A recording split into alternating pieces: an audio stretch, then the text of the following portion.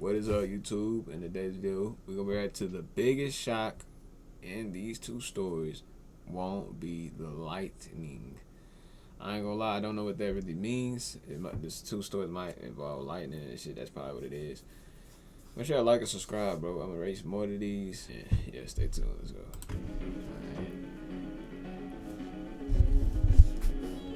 Turn the audio up. What am I doing? 15 p.m. on June 28, 1980, a 38-year-old man named Robert Davidson drove his motorcycle down Interstate 74 in Acton, Indiana, which is a small community just outside of Indianapolis. On the back of the motorcycle, with her arms wrapped around his waist, that community kind of look hard. I like that. I wonder what kind of stores they got though. It looks straight. Just outside of Indianapolis. On the back of the motorcycle, with her arms wrapped around his waist, was Robert's wife. Her name was Wanda. The couple was on their way to visit family, and they were hoping to get there as soon as possible, not because they wanted to visit, but because there was a big storm rolling in, and they were hoping to beat the rain.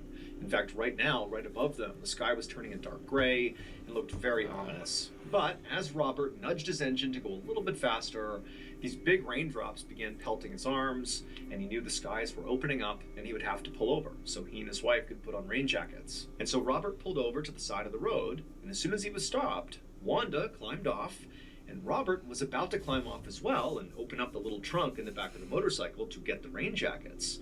But before he did that, there was this sudden flash of light, and then Robert felt pain all throughout his body. His muscles went totally rigid, and then he crumpled off his bike onto the ground, and everything went black. Less than 5 minutes later, an ambulance arrived on the scene, and several first responders jumped out, including a woman named Kimberly Cobb. Now, Kimberly had been briefed up on this situation.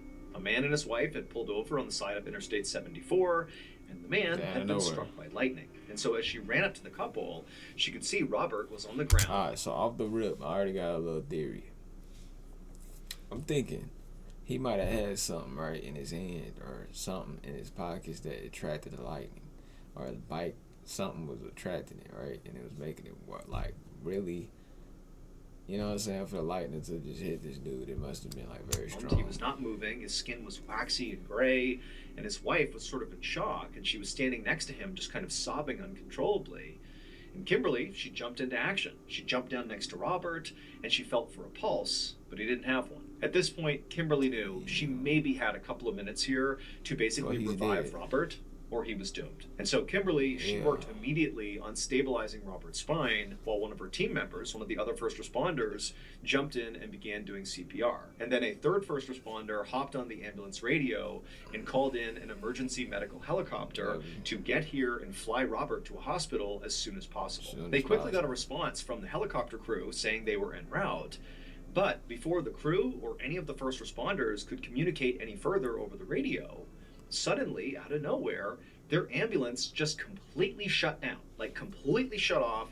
The lights, the sirens, the engine, everything went completely silent. And this was a huge problem because some of the medical equipment that they needed to keep Robert alive until the helicopter got here required the ambulance to be on to use it.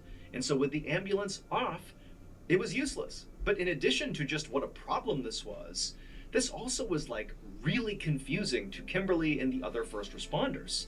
Because when ambulances are built, they are built with the idea that there can never be a situation where the ambulance just totally turns off. Because again, it's like a worst case scenario. And so they give each ambulance 2 batteries, a primary and a backup, so that if for some reason the primary dies, you always have that backup and can always use the life-saving equipment. So the idea that both of these batteries failed simultaneously was like, how? How could that possibly happen? But before Kimberly or the other first responders could even begin to understand how that happened, something else began happening. They turned and saw there was this woman dressed in this old, long black dress running up the road, this desolate highway. This woman is charging up the road, screaming at them, and above her head she's waving a Bible, and she's yelling at them to, hey, let me touch him! Let me touch him! I can save him! And the first responders are looking at each other like, what is going on here? Now, none of the first responders, nor Wanda, had any idea who this woman was as she continued. It's pretty obvious this wouldn't happen. She's gonna pray over this dude, he gonna wake back up. He gonna wake back up, and I guess the power of, of God. Honestly, God can save many lives. All you gotta do is just pray and just have faith. And if you have faith, prayer, and faith, really, if you have faith and prayer on anything you do in life, it's gonna always succeed, bro. You're always gonna succeed at it. You'd running up the road, waving her Bible and yelling at them. But again, you need to picture this scene. The ambulance is off. They can't do anything to help Robert. They're basically waiting for the helicopter to show up, which they hope is on the way, but they can't communicate with the helicopter. And Robert basically is clinically dead at this point. Damn. He doesn't have a pulse. He's been struck by lightning. Like, there's nothing anybody can do except wait around and hope the helicopter shows up. And so when this woman came running up to the scene saying she could touch Robert and save him, none of the first responders were like, oh yeah, that's a great idea. Let's bring her in. She can save the day. But they were sort of like, well, no one else is doing anything. Yeah. And they looked over at Wanda, and she was just as shocked as they were at this woman's arrival and what she was saying. And so the first responders and Wanda just kind of stood there and allowed this woman in her black dress with her Bible to just wander up and crouch down next to Robert and begin this totally bizarre ritual. At first, the woman just began praying over Robert. She's holding her Bible, and she's very focused, and she's calm. And again, Kimberly, the first responders, and Wanda, they're all just standing there looking at each other and looking at this woman being like, what is going on here? And eventually, this woman in black, she begins getting really animated and begins slamming her Bible on the ground over and over again and begins screaming up at the heavens, demanding they save this man's life. Now, Kimberly and the others and Wanda, they're all watching this in total shock. And just kind of let it keep on happening. Because again, it was sort of like, at this point, we're already committed, and what harm can this woman do? I mean, Robert's clinically dead. And so Kimberly and the others just stood there silently watching as this woman in black continued to slam her Bible and demand that this man be saved. And then it was like something came over this woman.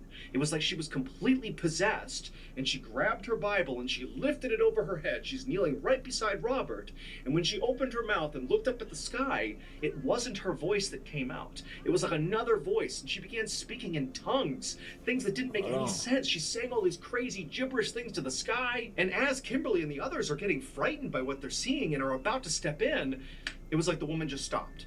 And she stood up slowly, turned, and walked down the road back the direction she came. And within seconds of this woman beginning to walk off, the ambulance turned back on, lights, sirens, the engine all came back on, nothing wrong with it, and Robert began to breathe. Kimberly and the other first responders and Wanda just stared at Robert in total shock. He had not had a heartbeat for several minutes, like he was dead. How he's alive when there was no medical intervention, really, because the ambulance was off? I ain't gonna lie. Like, that's just a blessing. Like, bro, God literally saved this dude. Like, she came in with the Bible, called out to God. He woke back up. Even the emergency vehicles came back alive, bro. Like, what? Bro, you can't tell me God ain't real, bro. Now, you could sit up here and say, oh, this is stage and all that. You can make the case for everything in life at that point. But they got probably real evidence of it. Like, it really happened. It really went down, documents.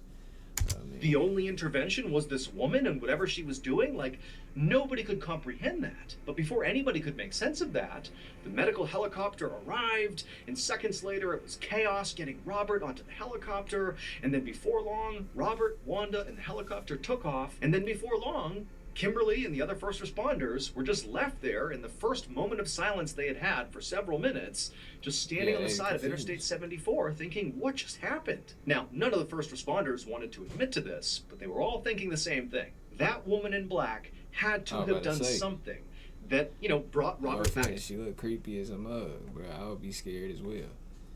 But this is obviously not her. It's not to life. I mean, there really was no other explanation. However, when the first responders just all kind of looked in the direction where this woman had turned and walked off just a couple of minutes earlier, she was gone. Now, keep in mind where she had come from, where she had, run up the road from. It was just one big open road with really no obstructions, and then off to the side of the road was this huge open field.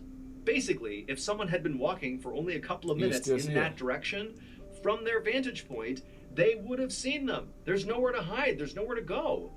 But she was gone. However, Kimberly and the other first responders would quickly learn that this particular stretch of highway, in fact, more specifically, the field Don't off the tell me side of that this real. highway, had great significance Okay. to this whole story. That What? big field that lined Interstate 74, where effectively the woman in black had disappeared to, used to be the home of a place called the Acton Campground, which was a Methodist community in the 1800s. The members of this community were known for their really loud prayer style and also for speaking in tongues. Now, unfortunately, this community actually burned to the ground in 1864. Afterwards, they rebuilt, but then in 1905, disaster struck again and it burned to the ground again. And this time, So you're telling me they did not rebuild. these people are so goddamn in touch with God, right? They got so in touch with God. People just start burning that thing down. They started, nah, you ain't building that back up. Because clear as day, that girl that was there the whole time saved his life, y'all. Like, listen, I'm not going to say I believe everything that's out here, even from like some Mr. Baller, but there's a good chance stuff out here like this is what happened in real life and we just don't know. Because we would never know. The government would be covering it up on us.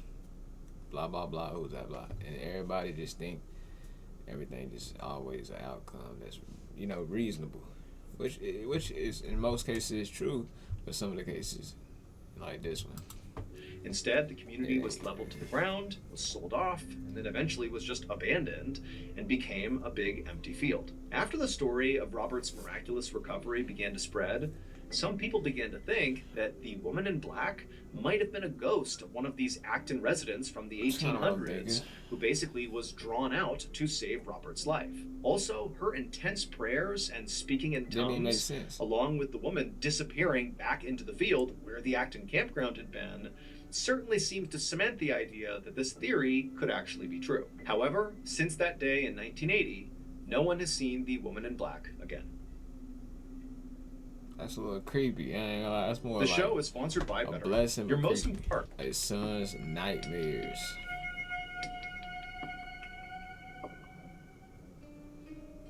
One evening in February of 2011, a man in his 30s named Yang was eating dinner inside of his home in a rural village in China. Around him at the table were his 5 elderly aunts, who he lived with and took care of. Now, nobody spoke over dinner. It was totally silent. Damn. But this was common, and it was not awkward at all, because Yang actually preferred silence. He had been born with a disability that made it nearly impossible for him to speak. It also had left him blind in one eye. Which is me too. I'm not gonna lie, when I'm eating and I'm like eating some food or something I just bought, I don't want to talk to nobody, bro. I just bought some good ass food, bro. I don't really want to talk. I'm gonna be honest with you. I might say something like, and then just go back to eating and just never talk to you again until I'm done eating. That's just how I am. But And over the course of Yang's life, he had been sort of bullied for his disability. And as a result, he really didn't like being around other people, and he certainly didn't like trying to talk to other people. I mean, that was really, again, something he had a really hard time doing. But in his life, the few people that totally accepted him and loved him were his family. Yeah. In particular, his 5 aunts. They didn't care at all that basically he never spoke. For example, at this dinner table, there was no expectation that anybody would speak, and Yang loved it. But more than just feeling happy that he could be himself around his aunts, Yang also took a lot of pride in looking after his aunts. You know, he wanted to make sure they were comfortable and well looked after in their old age. So after this silent dinner, Yang stood up and he cleaned the table off, and then he helped one of his aunts go up to her bedroom. And after getting her tucked in, and as Yang was about to go down and help the next aunt go to her bedroom, he heard sirens outside. Now, Yang lives in this very remote rural village in China that's actually so remote they didn't have their own police force. But even more specifically, Yang, literally in his whole life, had never even heard a siren or seen a police car. And so this is like really unique. And so instead of going and helping his next aunt, Yang went outside to see what was going on. And as soon as he got out there, he looked down the hill. He was up on top of this hill. That's where his house was. He saw at the base of the hill, about 600 feet away, were 2 police cars with their lights flashing. I mean, clearly something major was happening in his town. And so again, feeling very curious because he's never seen anything like this, Yang decides to continue to investigate. And so he leaves his home and begins walking down the road towards the cars. But he stops at a safe distance away because, one, he doesn't want to interfere, and two, he really doesn't want to talk to the police because he can't really talk. And he's actually worried that he's going to get bullied if he talks to the police.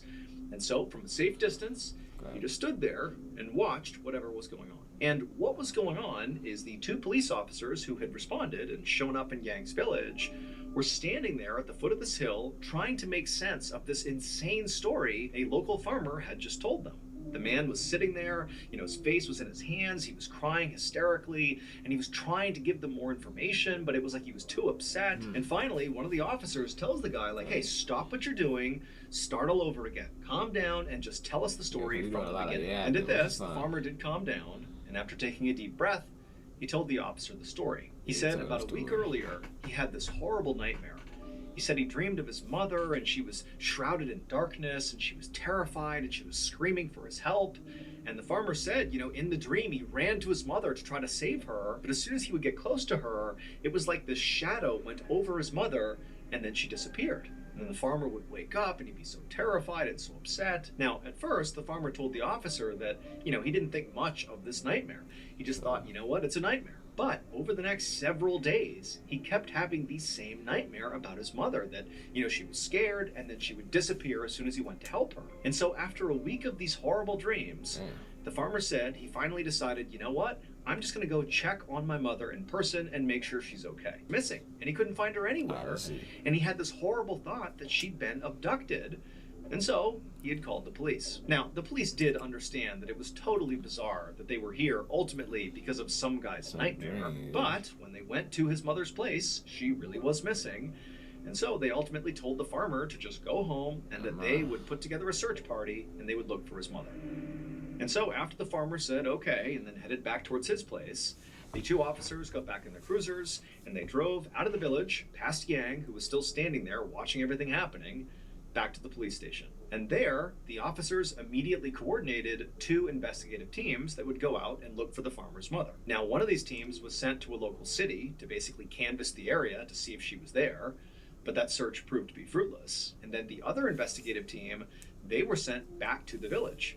And when they were there, they went door to door asking all the residents if they had any idea what happened to this farmer's mother. And it was during this search in the village that they got a tip. That tip would lead them to a very specific location, Yang's home. And when police went to Yang's home... Don't tell me this silent ass nigga didn't even have a family. And this nigga's a psycho. Don't tell me, bro. Don't tell me I cleared it up that this nigga's actually weird. Let me see. Let's see, man. They found the front door was wide open, but when they walked right up and yelled inside of the home, calling out for Yang, nobody yelled back. In fact, the home was totally dark and silent. And so after a few more minutes of police calling out for anyone inside the home to come out and talk to them and not getting an answer, the police decided to walk inside. And so into this dark, cramped home they went. And as they walked, they noticed there were all these dirty towels and dirty dishes and sort of trash everywhere. I mean, the place was kind of a pigsty. And again, it's eerily silent. Every step they took, they were walking on these boards that creaked with every step. And as they're moving, they're calling out, Yang, if you're in here, come out. But again, it's totally silent. And they eventually make their way to the very back of the home. Now, the police really did not know what to expect when they showed up at Yang's place. But they did hope that by going there, they would somehow, some way, find a reasonable explanation for all of this. The dream that kicked off this investigation and this totally bizarre tip they got. I mean, they really just wanted to put this thing to bed, and they were hoping that by going to Yang's place, they would get that. However, when the police walked into the very last room they had not searched yet, the very back of his home, they knew there was no reasonable explanation here. That back room is where Yang's aunts all slept. And when the police walked into that room, sure enough, the aunts were in their beds where Yang had left them. However, the police realized, wait a minute, we have been yelling and screaming and trying to get people to come out of the home, yet all these women are still asleep. How could they possibly sleep through all that commotion? But as the police walked up to each of these 5 women, they realized the outlandish tip that had sent them here in the first place had to be correct. It would turn out Yang did not harm that farmer's mother. In fact, he did the opposite. She was one of his 5 elderly aunts, and he went to great lengths to care for each of these women. I mean, he basically would have done anything for them. However, there was a problem. His 5 aunts were dead, and had been for a long time. While Yang I don't know this because I did it. You know what I'm saying? I'm not a crazy person. Like, I did follow track at the beginning of the story, but I really caught up to it. I was like, this nigga's a weirdo. They dead. They have to be dead. his aunts, in reality, he was not related to them at all. Wow. Instead, these were just women from the local village where he lived who had been nice to him. They had all died of natural causes. Oh. But Yang didn't understand it when they passed away. Instead, all Yang knew is that he was sort of an outcast and that nobody respected him and he was treated really badly by most people. Bro, what the hell you doing, bro? like I understand you're an outcast, you're weird. Buddy, let's keep it all the way a band, bro. You're weird. What are you doing, bro? You getting elderly women to your house. You know what I'm saying? And you saying you treating them gravy. You're eating with dead people. Like, what? I don't even know what else you gotta be going through. I don't know what you do with the bodies. I don't even want to know. I just hope and pray you were just being cool with them. Like, you were just being delusional, basically. Except for these women. They'd been the only people that really cared about him. And so after they died, he felt really sad and lonely. And so, one by one, he dug these women up and brought them home with him and began caring for them as if they were still alive. When that farmer had gone to go check on his mother after having the recurring nightmare about, her going missing, he had gone to her gravesite and found her coffin was literally empty, hence believing somebody had abducted her body. And then the strange tip police got that led them literally to Yang's house was a local had seen Yang carrying a body up the hill to his home. And his home actually was not a typical home. Instead, Yang's home was actually just a cave that he had outfitted with some boards on the ground for a floor and a couple of makeshift beds. Yang was arrested for what he did, but ultimately he was sent to a psychiatric hospital for treatment. All of the bodies that Yang stole were reburied, and the farmer's recurring nightmares about his mother stopped as soon as her body was returned to her grave. Yeah, bro, need help, bro. That's not normal behavior. Hey, how y'all feel about that video? I ain't gonna lie. This video was good, man. I ain't gonna lie to you. I like the way he tells his stories. It's like you would think something else, but you would ultimately get changed. I ain't gonna lie. I like giving myself 2 tries to figure out what happened in the story. If it's a 3 times, then I failed.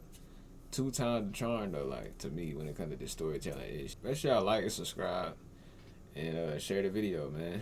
See y'all later in the next video. Peace.